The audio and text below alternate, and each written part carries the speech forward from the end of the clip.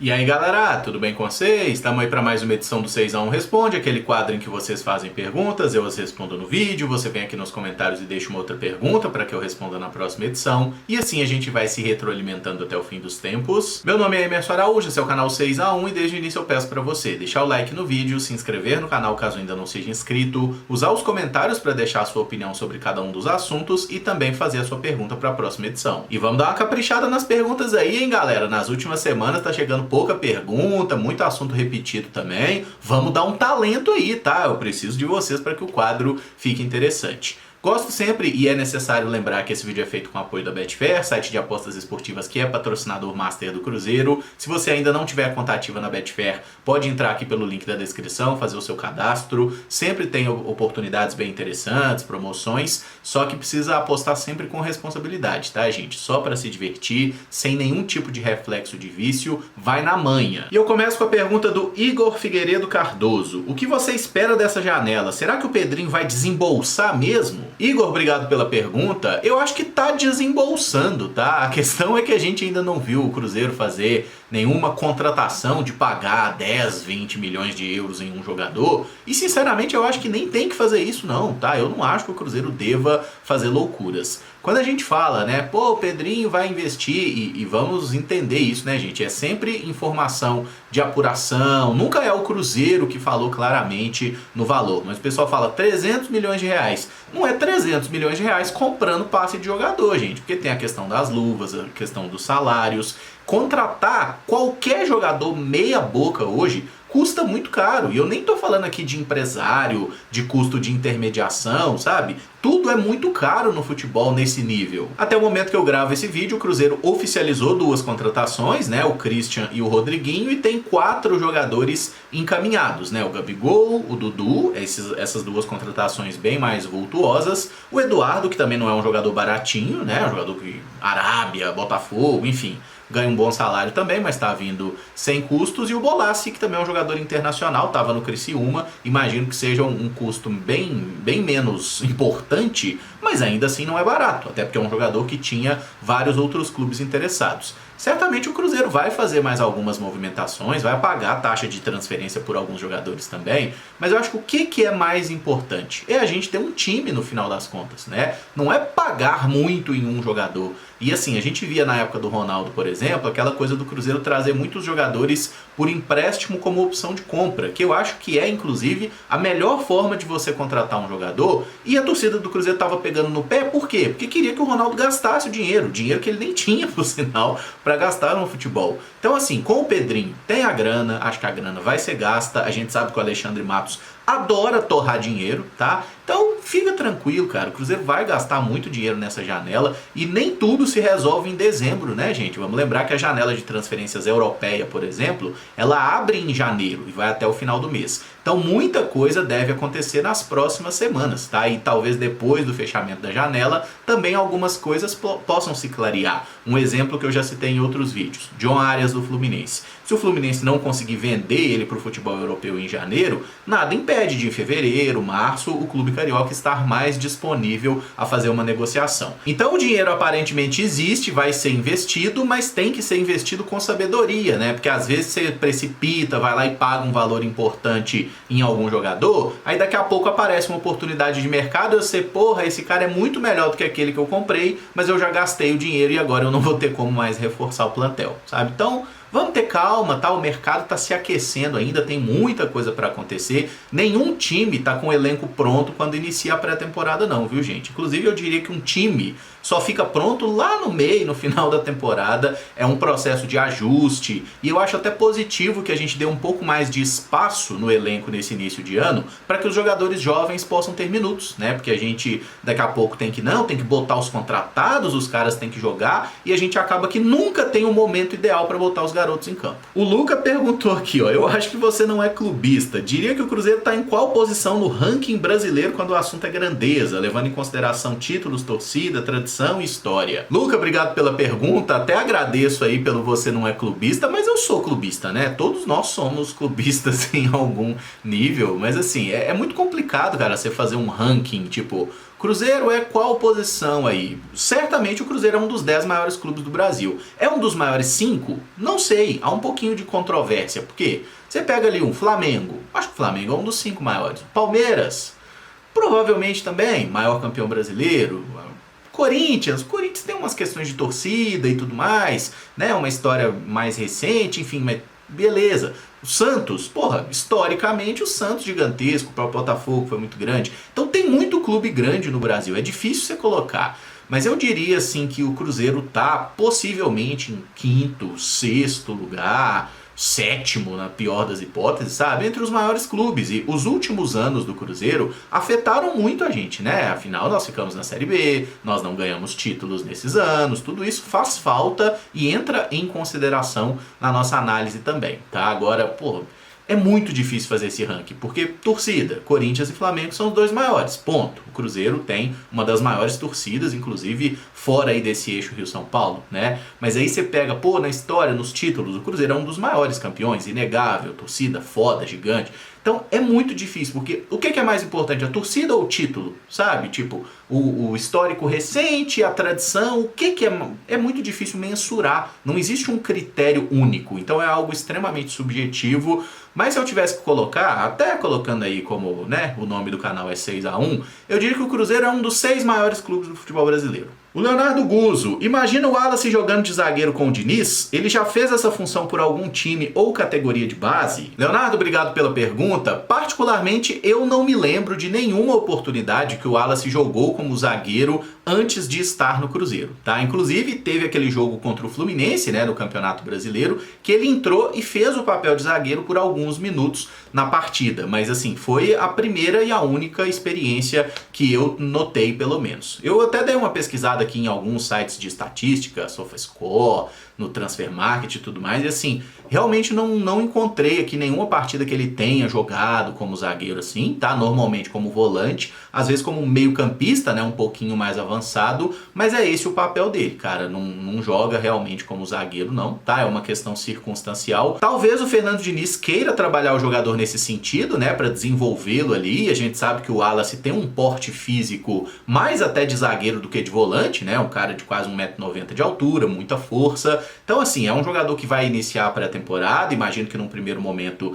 disputando posição no meio-campo mesmo, tá? Mas eventualmente, até por essa dificuldade do Cruzeiro em achar, né, um grande nome para a zaga, eu acho que ele pode ser experimentado, pode ser adaptado, tá? O Wallace é um jogador que tem um bom passe curto, é um cara que marca bem. Não acho que seria um absurdo a experiência, mas assim, quando você pensa em trocar um jogador de posição, você tem que entender que esse é um processo gradual, tá? O cara não é só botar em outra posição que o cara já vai entender tudo. Ainda mais zaga, né, que é a primeira linha de defesa, é ali que o cara tem que ter um entendimento de posicionamento, de linha de impedimento, né, de coberturas e tudo mais. Não que o volante não tenha, mas é diferente, né? O zagueiro, ele joga, por exemplo, só com o goleiro atrás, então ele tem menos preocupações, por exemplo, com esse retrovisor, né? E foi uma coisa que a gente até comentou do Wallace em alguns momentos, que ele jogando no meio-campo, às vezes ele dominava a bola, falava, eu vou fazer um passe. Até a perna dele chegar para fazer o passe, vinha alguém e tomava a bola dele. Então, talvez como zagueiro,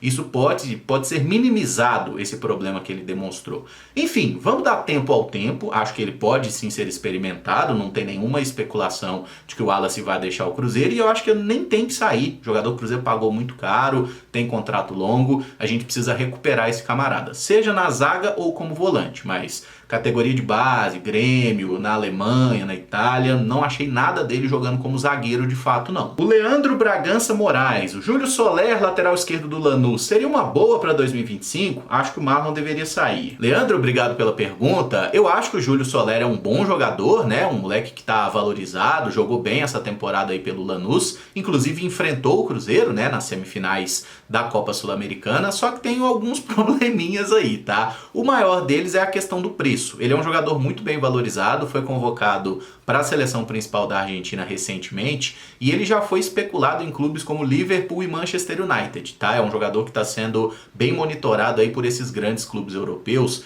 e o que eu achei de valores, inclusive, quando houve a sondagem no meio do ano, né? O Lanús teria pedido aos ingleses aí algo na casa de 15 milhões de dólares, tá? Para a liberação do lateral esquerdo. Particularmente, eu acho que nenhum lateral esquerdo que vai jogar no futebol brasileiro vale isso, tá? E os próprios ingleses também acharam que não valia, né? Tanto que não pagaram e o menino seguiu jogando lá no Lanús. Então, assim, ele é um lateral até mais equilibrado, é um jogador de muita qualidade técnica, ele não é tão ofensivaço, né? De passar toda hora, de muitas assistências. Até pegando números, 43 jogos na temporada, não fez gol, deu 2 assistências. Ele é um lateral menos no sentido do que o brasileiro gosta normalmente, mas eu achei que ele fez partidas muito interessantes contra o Cruzeiro, especialmente na inteligência de passe que ele tem, enxerga bem espaços, acho que é um lateral que constrói muito bem o jogo ali, e um cara que certamente vai ter uma sequência no futebol europeu. Por esses valores aí, mano, eu acho que não vale, não tem como a gente especulá-lo, e sinceramente não valeria a pena também, tá? Eu acho que se fosse até, sei lá, uns 5, 6 milhões, assim, a gente poderia pensar no caso, né? Mas, porra, 15 milhões de dólares é dinheiro demais por um lateral esquerdo jovem, promissor, talentoso, mas que nem fez nada de muito relevante na carreira até agora. E sobre o Marlon que você citou aí, teve aquele papo de São Paulo, de Grêmio, depois, né, a especulação de Norwich, mas nada caminhou até o momento.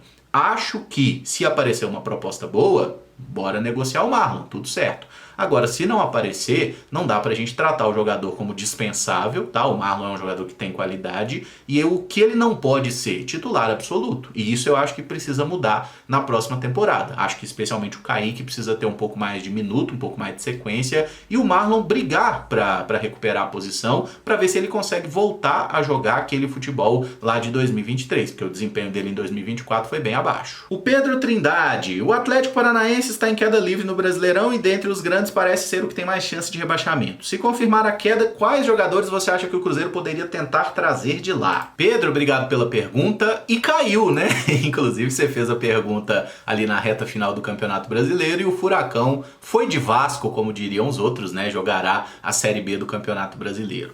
Assim, pensando em jogadores interessantes ali do plantel deles, né? Zagueiro, que é uma posição que o Cruzeiro precisa buscar. Eu não vejo ninguém do Atlético Paranaense muito interessante pra gente. Na lateral esquerda, o Esquivel, eu acho que é um bom jogador, tá? Imagino que seria caro, né? Mas acho que é uma opção interessante ali, se eventualmente o Marlon fosse negociado, tá? Eu acho um jogador novo, tem qualidade, marca bem, apoia bem, é um atleta que eu gosto. Pro ataque, eu não pensaria em Mastriani, tá? Eu acho que é um jogador limitado para aquilo que o Cruzeiro quer e a gente já tem contratações engatilhadas. Pra ponta, a gente tem o caso do Canóbio, né? Mas como a pedida é muito alta, né? Falou-se aí numa proposta de 8 milhões de dólares que o Atlético Paranaense recusou e pediu 10. Eu acho que dá pra gente, né? O Canóbio não vale isso tudo, você como um torcedor do Peñarol sabe disso, né? O Coelho é um jogador que eu tinha uma preguiça boa de Tomás Coelho, sabe? Achava um jogador assim muito pouco produtivo, mas eu gostei muito do que ele fez nessa reta final de Campeonato Brasileiro, em algumas oportunidades jogando sozinho, assim, sabe? Carregando o time, arrancada, drible, indo pra cima. Então é um cara que eu daria uma sondada na situação. Eu vi que o Vasco tá interessado nele.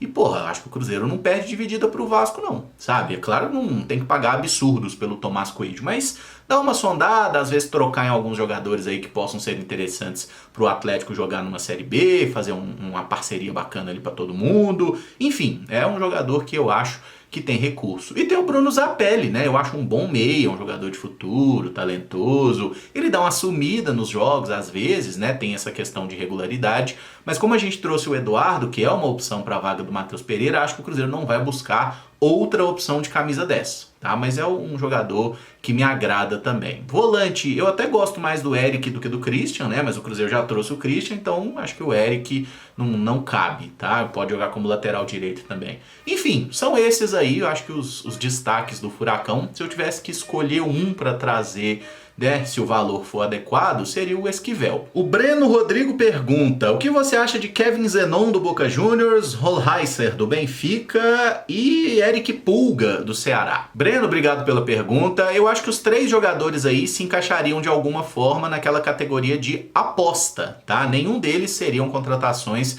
que chegariam ao Cruzeiro que você fala assim: não, esse camarada vai chegar, vai resolver o problema. Não, seriam apostas, jogadores inclusive que não são baratos. O Ben Benjamin Holeiser, ou Holeiser, eu nunca sei falar o nome desse camarada, se destacou no Estudiantes, é atleta do Benfica, jogou 23 vezes durante o ano de 2024, marcando 2 gols e dando uma assistência. Alguns clubes brasileiros mostraram interesse nele, né? Corinthians, Santos, Botafogo, já fizeram ali alguma sondagem, alguma proposta. Teve até uma proposta lá dos Estados Unidos, né, da Major League Soccer, na casa de 10 milhões de euros que o Benfica recusou, tá? Parecia uma boa ideia e eu acho que seria interessante trazê-lo num empréstimo com opção de compra, porque ele pode ser um ponta, jogando mais ali pelo lado direito, né, ele é canhoto e tudo mais, pode ser uma opção para camisa 10 também, mas como o Benfica não tá muito afim de negociá-lo, né, eu vi que a diretoria até toparia, mas o técnico Bruno Lage tá contando com ele como uma peça de elenco. Então acho que a gente pode não descartar totalmente, né? Mas entender que é uma negociação muito improvável. Mas dos nomes que você citou, o Holeiser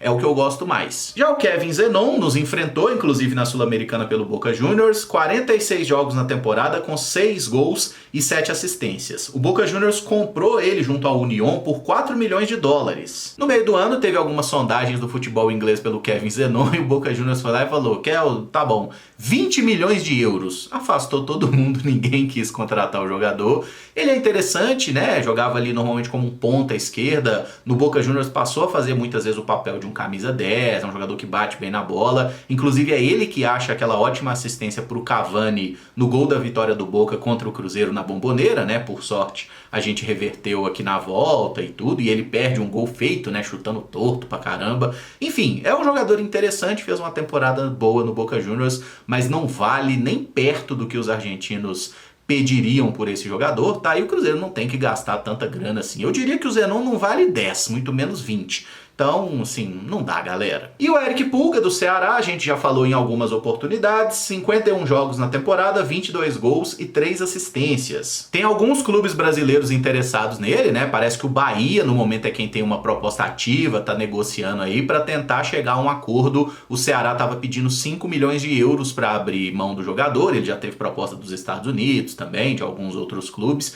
Vamos ver, tá? Eu não apostaria esse valor, né, 5 milhões de euros no Eric Pulga, tá? Acho que é um cara que fez uma Série B muito boa, artilheiro da competição, fez muitos gols, mas foi a primeira boa temporada da carreira. Ele tá com 24 anos, né? No próprio Ceará, ano passado, ele teve um desempenho muito discreto. Então, assim, eu acho que a chance do Eric Pulga chegasse, né? Se ele chegasse num Cruzeiro, por exemplo, tá? E demorar muito a se adaptar e tudo mais, e a torcida do Cruzeiro tá chamando ele de bagre rapidamente, é muito grande, sabe? Porque é um cara que tá dentro de um contexto ali do futebol do seu estado e tudo mais, ele não tem essa vivência e passou por alguns outros clubes antes onde não conseguiu render, tá? Então eu acho que deixa o Eric Pulga quietinho lá mesmo, eu também não faria investimento nesse jogador, mas reconheço que a temporada dele foi muito boa. E o Guilherme Vieira pergunta: acha possível o tempo do futebol de campo ser igual ao de futsal, que para o cronômetro sempre que a bola para, assim teria mais tempo de bola rolando? E ele sugere aqui que seriam 2 tempos de 35 minutos. Guilherme, obrigado pela pergunta. Já fizeram alguns testes nesse sentido, né? Acho que a FIFA chegou a testar em algumas competições de base e tudo mais, mas não foi pra frente não, tá? A ideia deles, inclusive, seria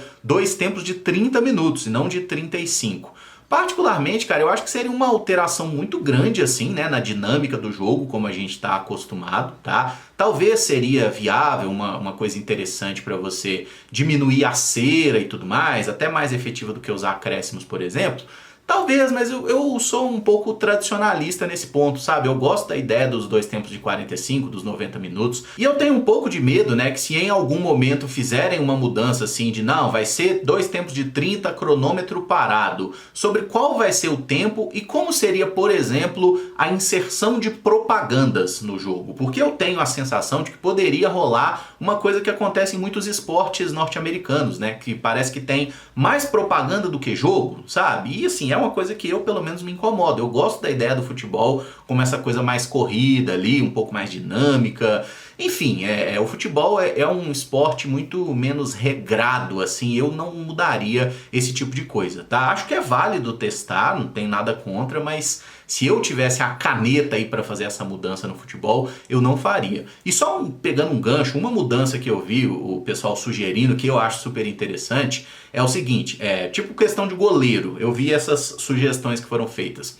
Ah, o goleiro caiu pedindo atendimento. Pediu atendimento, irmão? Sim, beleza. Então tira o goleiro e bota outro. E aí, tipo, o goleiro reserva tem que ficar pelo menos 5 minutos, sabe? Você teria ali uma possibilidade de troca entre os goleiros, entende? Tipo, uma substituição livre, que não conta nas substituições normais. Tipo, o goleiro machucou? Então sai, irmão. Bota outro aí e segue o jogo, né? Porque goleiro aqui no futebol brasileiro faz cera, que é uma beleza. E outra coisa também relacionada a goleiro é o fato do goleiro, aquela regra dos 6 segundos que ninguém segue, né? Tipo assim, ficou mais do que 8 segundos com a bola na mão, é escanteio pro outro time. Eu acho que isso é muito legal, cara. Tipo, o goleiro tá ali com a bola, enrolando e não sei o que, escanteio pro outro time. Escanteio é perigo de gol, velho, sabe? Então o goleiro vai ter que repor essa bola mais rápido, justamente para não enrolar e não correr o risco, né, de ter uma chance contra si. E eu encerro esse vídeo por aqui. Se você gostou, eu peço que deixe o like, se inscreva no canal caso ainda não seja inscrito, use os comentários aí para deixar a sua opinião sobre cada um dos assuntos, faz também a sua pergunta para que eu responda na próxima edição,